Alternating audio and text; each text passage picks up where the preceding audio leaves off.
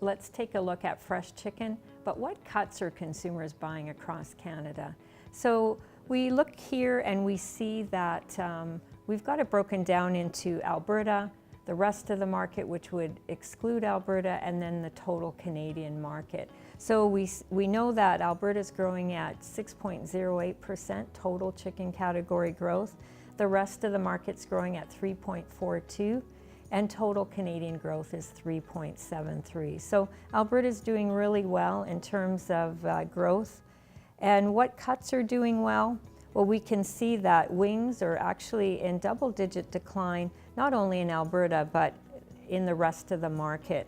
But when we look at the chicken breasts, so the white meat category, we see that Alberta is growing at 2.73%. whereas the rest of the market is growing at 0.72%, and the total Canadian growth for white meat is 0.95, so almost 1% growth. So Alberta's doing really well with the chicken breast, or what we call the white meat category. And then thighs, that's another category that's doing well.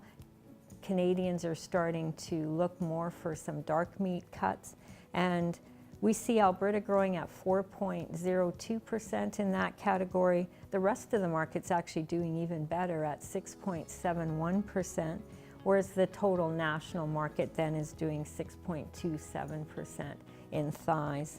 And then we look at the legs, a real decline in chicken legs, but when we shift over and look at whole chicken, we see double-digit increases in Alberta. So here, what this tells me is the consumer looked at the value cut of legs last year, but now this year, with the soft economy, they're probably gravitating more to whole chicken, and that's why we see such a shift really over. The retailers probably could be focusing on promoting it.